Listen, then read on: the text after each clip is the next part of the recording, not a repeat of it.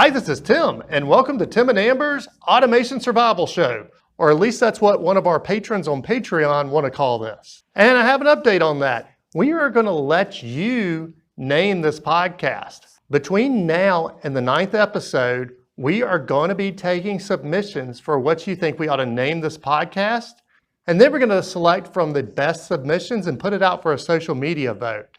And to make it fun, we're going to do a giveaway. We're going to be giving away one of the PLC Tools analog simulators. And this one was on a demo and it never got put back into stock, so I thought it would make a real good giveaway. On the 10th episode, we'll announce two important things. First, who won the naming of the podcast? And of course, they're going to get the analog simulator. And the second one is whether this podcast will actually continue. This is a 10-episode pilot series to see if we can help people over podcasting platforms. So it's going to be really important between now and then that you give us our feedback, because that's the only way we have to know how much we're helping you.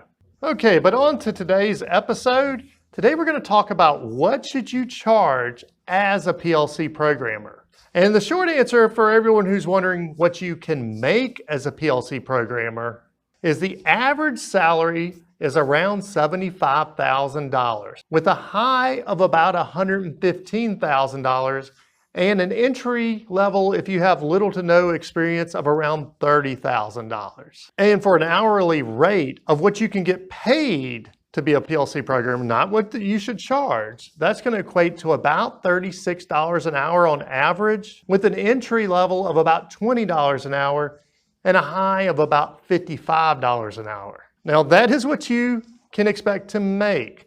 That is not what your employer is going to charge for you, or what, as a customer, you should expect to be charged. Or most importantly, if you're thinking about going out on your own, it is not what you should charge. Also, one other thing about numbers in this one is all the numbers I'm giving you are based in the United States. And obviously, even in the United States, it's going to vary by region, but worldwide, there's places that numbers are going to be higher and there's places that numbers are going to be lower. Before we even get started digging into these numbers, let's go ahead and address the elephant in the room.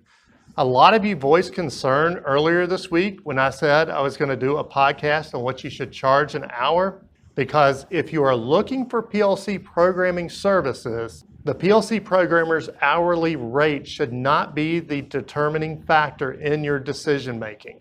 And you're absolutely right, it should not. In fact, if somebody calls me and says, I need this specific PLC programming services done, and the next question from them is, what is your hourly rate? I tell them to go somewhere else, because that's the wrong question. The question should be, how much will this service cost? And there's a few reasons for this. And really, you can learn a lot about your customer's perspective by those two questions. Let's say I charge $150 an hour and it takes me 2 hours to do a job, and someone else can do it for $75 an hour, but it takes them 8 hours. Then I'm going to cost $300 total for that service, and they're going to cost $600 total for that service. Let's make it even closer though. Let's say I can do it in my 2 hours at $150 an hour, and someone else can do it in 4 hours at $75 an hour. Now I'm $300 and the other programmer is $300. So who gave the greater value? And I think this is a key indicator that you can use to gauge customers, is how they respond to this. Because some customers can only see the dollars per hour and they're just looking for the cheapest dollars per hour. But all right, now we ended up at the same cost, $300 versus $300. Was one more valuable than the other? Well, absolutely. The $150 an hour person was only in your plant half of the time, or was only disrupting you half of the time. So if they can get in and get out super fast and do the same job for you, then yeah, they probably deserve even more. They probably should have charged actually probably $200 an hour. Now, I'm just throwing numbers out now, but in other words, there is value in reducing the amount of time that your process is disrupted. From a customer perspective, you should not be that concerned with what the cost is per hour. You should be concerned with how much a job is going to cost total. Now, that doesn't mean that the dollars per hour is not important in this podcast episode, because I hear a lot of people that have almost zero logic in how they figure out what they charge per hour. Even if we're charging by the job, and that was a lot of people said, you should never charge by the hour, you have to charge by the job. I get that, but still you do have to estimate how many hours it's gonna take, how much, we'll say, material it's gonna take, and you have to multiply your hours by something. And yeah, so there still is an importance. And I think this is something that when I talk to a lot of people that are starting out, I ask them, how did you determine this hourly rate that you're using? And they really have just pulled it out of thin air. Now, there's a couple things about pulling it out of thin air. You're cool to pull it out of thin air, as long as you probably pull the median price that people are charging an hour. But if you're just pulling some crazy number out of the air, and chances are if you're starting out, it's a low number out of the air, then you're gonna have a hard time making money. Also, you're probably going to be getting customers that I'll say are in the bottom of the barrel. If you're a small business or a one-person operation, or right now you're just in the fringes of thinking about going out on your own, then your expenses are much higher than you think they are. And I've been doing this long enough now that I don't mind sharing some numbers with you. In fact, that was the other comment that I got a lot. People asking, are you sure you really want to share that information? Well, yeah, I mean, it's just math. It's not any type of top secret stuff. Let's dig into some of the numbers. First, what do people charge? Well, for the most part, the range is going to be somewhere between $70 an hour and $250 an hour. Now that is a ginormous range. So let's start with the median number, which is gonna be $160 an hour. Now everyone who's thinking about getting into this industry and is quick at math has dollar signs in their eyes because they're thinking, whoa, this is an insane amount of money you can make. And the next thing they're doing is they're multiplying that $160 an hour by 40 hours a week, by 50 weeks a year, and like, whoa, we're gonna make $320,000 a year doing this. And every customer out there is like, I knew these integrators were making a ton off of us. But let's do some reality checks on the numbers first. Personally, as a one-person operation, and I'll stick mainly with that in this statement, is you're only going to be able to bill around 24 hours a week. Now, there was some discussion back and forth with several people about this in the past few days, because a lot of them really felt you could do 40 hours a week. And my next thing was, well, how do you land your jobs? And he's like, well, I have somebody else that does that. Oh, how do you do your billing? Oh, we have somebody else that does that. Now we're talking about overhead. And we've got two people that you're supporting. So in the end, I think it probably all washes out. So, but for this, I'm going to speak of mainly if you are going out there having to do it all, then you've got to go find the work. You've got to plan the work. You've got to go grab parts for the work. You've got to pay bills. You've got to invoice. If you're smart, you're continually doing retraining. You probably don't even have a cleaning service. You got to go clean the potty and everything.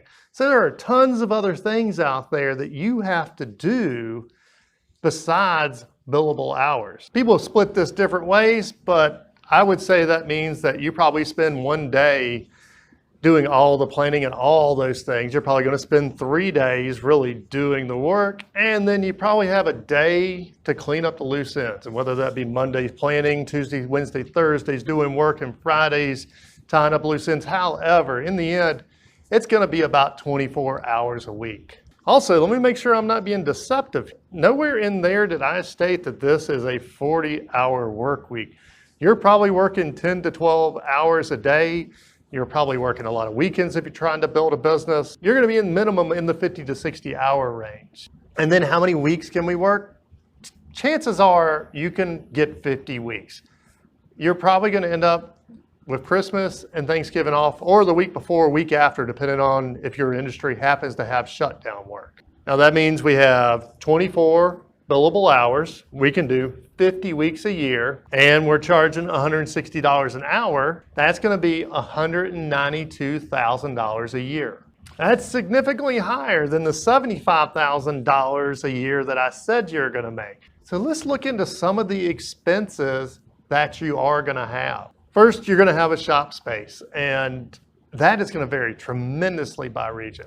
I would say that's probably $1,000 to $1,500 a month minimum. Let's call that $1,250. That's $15,000 a year to have somewhere to work. Then you're going to have utilities, which would include obviously an electric bill. Maybe you have a gas bill to heat the place. You got a cell phone, you've got internet, and all that adds up. Probably about $6,500 a year. And then, since I am a UL panel builder, but I'll say everyone probably has something like this in whatever realm they're in, is I have my fees and general expenses for being a UL panel shop, which includes obviously my yearly fee, includes my quarterly inspection, includes calibration of tools and all of those things. And really it comes up to about $5,000 a year. And then kind of along that line, we have tools. And well, one, there's always a cool new tool I need, but also a lot of times there's a time-saving tool, and you can spend an unreal amount of money in tools. And I think $500 a month or $6,000 a year is probably on the low end of what you actually would spend. Then you have training, and you know me, I believe, even me, I spend as much money as I can training and learning. So $5,000 a year for training really doesn't go very far. Then you have software, and software is one of those that varies a lot. I mean, I know some are managing to get by on a few $1,000s, and I know others that are near the 6-digit range on software. But so that's one that there is a tremendously broad spectrum. But really somewhere, I think probably in the $5,000 to $7,500 range a year is really, if you're going to be equipped to really go out there and do something, that's about where I think it would cost. So I put down $6,500 a year. And then you have accounting services, and obviously I don't give that type of advice, but I would say as soon as you can afford an accountant, get an accountant. And it's a couple $1,000s a year. And right down from it is legal stuff. And that's all I can call it, is legal stuff, because yeah, that's not the type of advice I get here. Except that, yeah, you probably do need to have a lawyer sometimes to review some things. So a couple $1,000s a year for it. Then you have travel. And obviously travel is one of those that varies tremendously depending on exactly what industry you're serving. So I just pulled our number for that. It's somewhere right around $10,000 a year. And honestly, we don't travel a tremendous amount now. And we have insurance. Oh gosh, that's a whole different podcast platform to talk about insurance, but insurance is one of those that, there's a lot of different types, and yeah, you probably ought to have just about every type that's out there as soon as you can afford it. Health insurance, around $12,000. Liability insurance, probably around $6,000. And then we have a complete crazy spectrum of taxes that I know have some benefit, but I don't understand half of them. But taxes, such as business license and all those things, they're probably about $5,000. And the final one on my list of expenses, which actually is the only variable expense that I put in here, is charity, or in general contributing to help make your community a better place. And this is something that I am a firm believer in, is as a successful person in your industry, you do have an obligation to help contribute both to your community and to the raising of the next generation of our industry. And I put that at 10%. So the sum of those numbers for a $160 an hour person is gonna be $100,200. And that's gonna make our income before taxes $91,800. Then you're gonna have your self-employment tax, and once you take into account it, that is going to make our gross income $77,755, which is really close to that industrial average of $75,000. Now, obviously you can argue those expenses a little each way. Maybe I missed some, maybe mine are different than yours, but they're probably pretty close. And maybe one you have high and I have low, but I think in the end it's going to be a wash. But okay, now let's talk about what happens when we go from a $160 an hour programmer to a $100 an hour programmer. At that point, our expenses are nearly the same. In fact, really the charitable giving is the only variable expense I have. So our total expenses now are going to be $93,000, which means our income before the self-employment tax is going to be around $27,000. And yeah, our gross income, $22,000 to $23,000. Now, when I share this with people who are looking to get in this industry, first they usually look at me like I've completely lost my mind, because they're like, no way, there is no way that it costs that much. And my next question for them always is, have you created a budget? I mean, do you even know how much your costs are? Or is it kind of on a clipboard in the truck? And more times than not, yeah, it's all kind of on a clipboard on the truck. But when you get laying it out in a budget, these costs are there. And you also, as you lay it out, you're going to begin to see holes in what you're doing. And the two big holes I see so often is health insurance and liability insurance. And these are the two things that you think you can live without until you can't live without them. And that's probably worth another podcast episode. But let's move on to our next rate, because really 100 to 160, those kind of were the numbers that I heard the most when I asked people what they charge. But we also talked about $70 an hour and $250 an hour, which were the two far ends of the spectrum. So if you're charging $70 an hour, first, if you go by Tim's, you can only charge 24 hours in a week idea, and there are 50 weeks in a year, you can only gross $84,000. And when you get putting all of these expenses down, you're gonna have $89,000 roughly in expenses, which means, bottom line, you are losing money. How do people do it and not lose money? They don't have health insurance. They don't have liability insurance. They don't have the proper software. All those little things start getting cut. And while I don't like to give warnings, especially warnings like don't hire somebody because they're too cheap, this may be the one time. Don't hire somebody because they're too cheap. Because do they have health insurance? Do they have liability insurance? Are they using the right software? And well, okay, maybe you're like, well, I don't care if they're using the right software or not. I've ran into quite a few that are using a time-limited version of the software. So they download the software, or they manage to get a license and it's time limited, and they do the job. And then you call them a month later and say, hey, I need this little tweak done. And they're like, oh, I can't do that now. I don't have the software. And what are you going to do now? The other end of the spectrum was the $250 an hour person. Let's go ahead and go through that one. If you just draw down through my estimate, then that's going to put them in a gross income of about $160,000. Now that's much higher than the $115,000 that I said was really our high range of the industry. Chances are the people that are in this range are using some much higher end software for one, and also they're spending a fortune on training, because really that's how you get to those higher numbers. Okay, there are some numbers to kind of start thinking about, to kind of wrap your head around what should you be charging per hour. A little bit about my numbers. I did do research on the salary, the average salary, the entry level, and the high end of it. And I researched what people are charging an hour, the average, the high, and the low. So those are fairly accurate. As far as the expenses, if there was an industrial average available, like health insurance was kind of one of the easy ones, then I plugged that in. Some of the other ones I used my past experience on.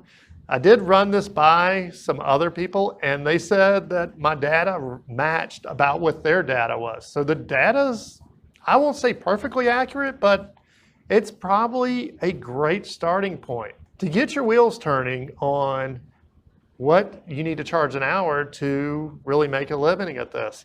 And I think the big takeaway is, first, you need a budget. You've got to have a budget so you know what to shoot for. I mean, in the end, like I said, it's all math, but we got to start laying out what are expenses. How much do we want to make?